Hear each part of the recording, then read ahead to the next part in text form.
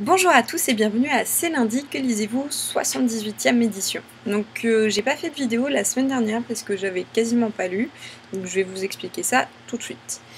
Donc la semaine dernière je vous avais dit que après la 5e vague j'allais lire Struck, et en fait juste après vous avoir dit ça j'ai appris que je voyais Struck le lendemain, donc le mardi il y a 15 jours, et du coup je me suis dit que j'allais lire le livre avant le film, histoire de vraiment avoir...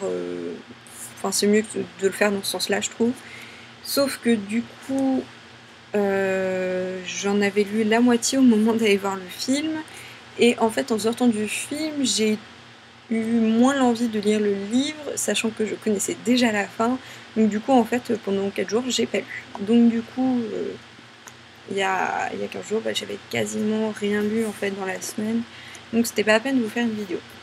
Donc on reprend avec Struck, que j'ai terminé quand même. Donc qui est pas mal. Alors, c'est vrai que c'est pas non plus le livre du siècle, mais c'est un petit divertissement, c'est sympa. Je trouve que le style de l'auteur, c'est quelque chose d'assez particulier. Le héros est très ironique, très narcissique. Narcissique, pardon. Pas du tout narcissique. Je ne sais plus le mot, c'est pas grave. Donc c'est tout dans l'humour mais noir, c'est quelque chose quand même voilà, d'assez particulier. C'est vrai qu'il... Ah, ça m'énerve, j'arrive pas à retrouver le mot. Bon. C'est vrai qu'il explique d'une façon assez originale quand même tout ce qui l'entoure. On sent qu'il y a un petit mal-être, c'est-à-dire qu'il essaye de tout voir avec humour, mais en fait tu sens qu'il rit jaune parce que en fait il va pas bien.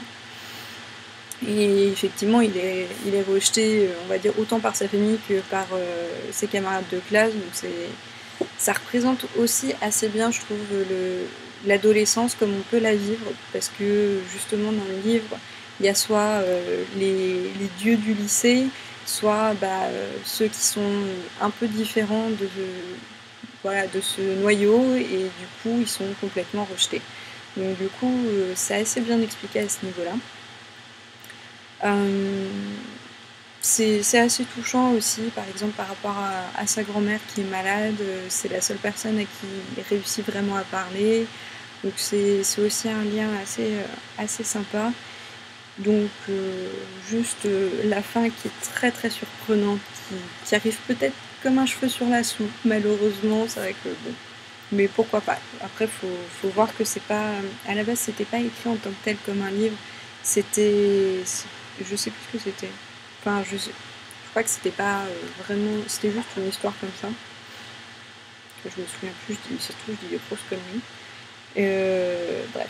Donc en plus, donc le livre est présenté comme un journal, donc c'est vrai qu'au niveau lecture, ça va quand même assez vite. C'est pas du tout quelque chose de trop long. Il y a beaucoup de coupures du coup. Et on a même donc voilà, le magazine littéraire, comme je vous l'ai montré l'autre fois, je vous le remontre au cas où. Donc ça se lit assez vite, c'est sympa,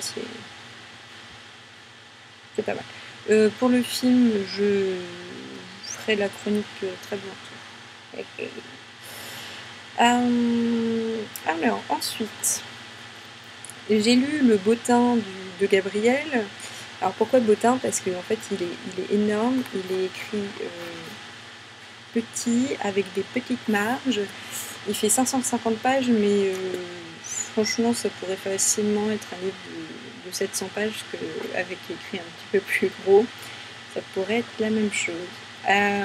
Donc pourquoi Bottin? Parce que j'ai eu un mal fou de lire en plus du coup, parce qu'il est quand même très long. C'est pas que l'histoire est nulle, hein, c'est juste que c'est très long.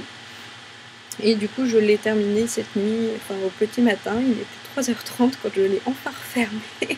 Et comme ça fait plusieurs jours que je rame dessus, comme j'étais motivée hier soir, je me suis dit bon, je vais le terminer. Et en plus, on peut en dire des choses sur ce livre, comment dire. C'était pas du tout ce à quoi je m'attendais. C'est vrai qu'en fait, j'avais juste parcouru la 4e de couverture, comme je le fais à chaque fois, parce que j'ai toujours peur d'être spoilée. Et en plus, il était, on va dire, rangé... Enfin là, tout à l'heure, je suis allée en librairie, et il était rangé dans la romance érotique. Et en fait, déjà, c'est de la romance tout court.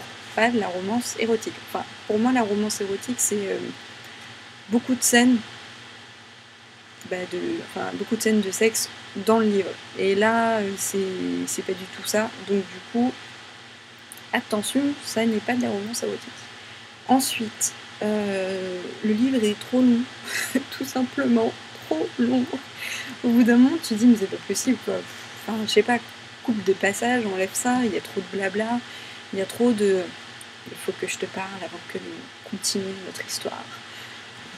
Ouais, ok, t'as combien de secrets, là? On va peut-être y arriver, ok.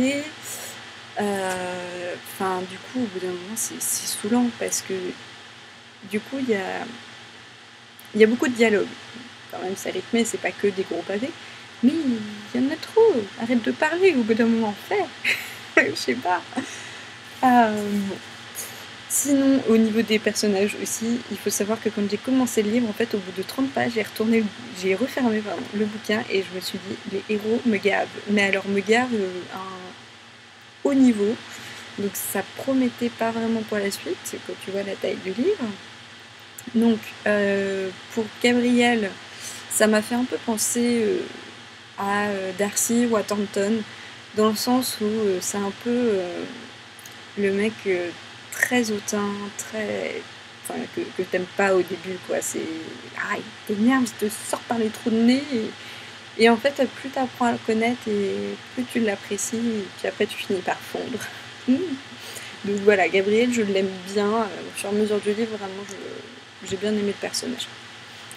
Par contre, celui de Julia m'a exaspérée du début à la fin, comme ça.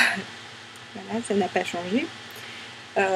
Heureusement qu'au niveau narration, c'est vraiment un narrateur extérieur. Heureusement qu'on ne suit pas l'héroïne, parce que sinon, je crois que j'aurais jamais pu terminer le livre si ça avait été uniquement de son point de vue. Là, du coup, comme c'était autant Gabriel que elle, voire même des autres personnages, ça allait. Voilà, du coup, j'étais pas trop collée à elle. Donc, bon.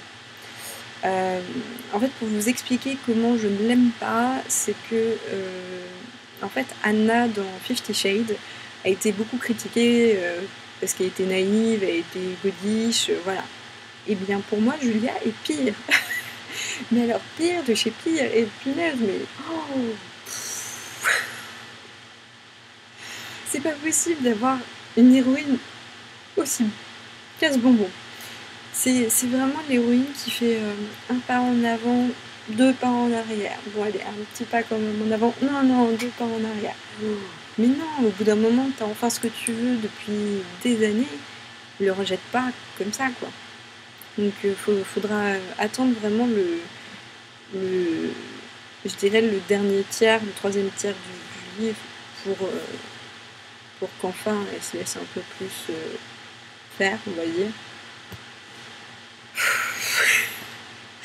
Un autre point aussi, c'est la religion. C'est quand même assez... Alors, c'est très bizarre la façon dont c'est exploité, c'est-à-dire que c'est quand même beaucoup des petites références, une petite citation, ou une petite comparaison à un saint, ce genre de choses. Et le problème, c'est qu'en fait, à force de l'avoir plein de fois de temps en temps, bah, c'est un peu pénible. C'est vrai que... Voilà, je trouve que c'était un peu hors contexte, ça servait pas à grand chose. Alors que pourtant, sachant que les deux héros ont en commun leur passion pour Dante, le poète, là du coup c'était intéressant d'avoir justement la comparaison avec l'histoire de Dante et de Béatrice, justement la comparaison aussi de Julia et Béatrice, voilà. Là du coup d'avoir beaucoup de choses sur Dante, ça m'a pas posé de problème, même si c'est pas vraiment quelque chose qui m'intéresse, mais du coup ça a rentré vraiment dans le contexte de l'histoire, alors que la religion... Donc voilà. Du coup, qu'est-ce que j'étais en train de dire? Oui, donc quand même, l'histoire d'amour est belle. C'est ça qui est dommage, c'est que Gabriel, je l'aime bien, l'histoire d'amour est belle, mais c'est trop long, du coup ça gâche un peu le plaisir en fait. Du coup t'es frustré, parce que tu te dis mais c'est pas possible, pourquoi c'est aussi lent? Tout ça pour ça. Punaise. Et en plus, ça n'est qu'un premier tome, hein. C'est même pas un one-shot. Et de la façon en plus où ça se termine, tu peux le lire en one-shot, c'est pas grave. Hein. Donc voilà. je vais m'arrêter là. Je sais même pas comment je vais le noter, c'est compliqué. Vous aurez ma chronique demain. Ensuite, donc du coup, je vous ai parlé de la 5e vague et vous ne l'avez pas vue. Mais en fait, tout simplement parce que je ne l'ai pas terminée. Du coup, en fait, je me suis mis sur Struck, j'ai abandonné la 5e vague, j'ai repris la 5e vague, j'ai abandonné pour le Divin Enfer de Gabriel. Donc la 5e vague est toujours là. Alors d'ailleurs, la couverture, je sais pas si vous voyez, ça brille. C'est trop beau. Mais en fait, là, vous voyez pas. Mais même là, cette partie-là, en fait, elle brille aussi. C'est super beau. La couverture est magnifique. Ça brille de mille feux. Et du coup, je l'ai un tout petit peu avancé. Mais alors, genre de 30 pages par rapport à l'autre fois. Donc je vais le continuer. Parce qu'en plus, comme je vois des super avis passer dessus, ça m'embête de le grignoter. Parce que j'ai l'impression de ne pas vraiment en profiter. Donc il va falloir vraiment que je me concentre dessus pour vraiment l'apprécier à sa juste valeur. Parce que si je le lis 30 pages par 30 pages, je vais en oublier la moitié. Puis du coup, je vais pas aimer. Ça sert à rien. Et du coup, ma prochaine lecture... Donc pour un jour avec toi, donc Gail Forman qui a écrit Si je reste et le tome 2 Là où j'irai. Donc Si je reste que j'ai beaucoup apprécié et Là où j'irai que j'avais beaucoup moins apprécié. Mais auteur vraiment très très gentil et du coup là j'avais bien envie de voir. Donc c'est son dernier roman. Je ne sais même plus de quoi ça parle, mais c'est ça que j'aime bien dans les livres, c'est que du coup je vais découvrir de quoi ça parle.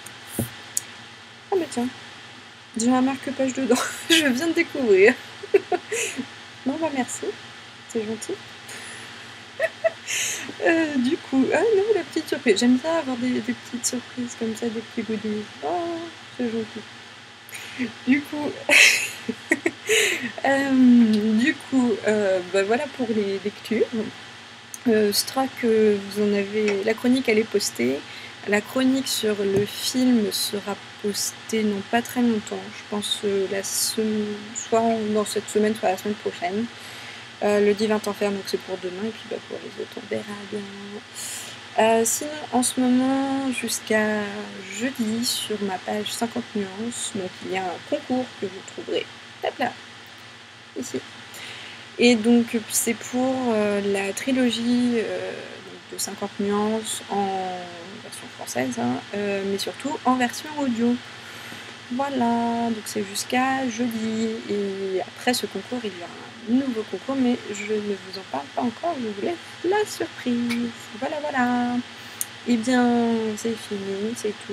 Ouais, non, je crois que c'est tout. Sur ce, je vais vous souhaiter à tous et à tous une bonne fin de journée, une bonne semaine, de bonnes lectures, et je vous dis à lundi prochain. Salut à tous!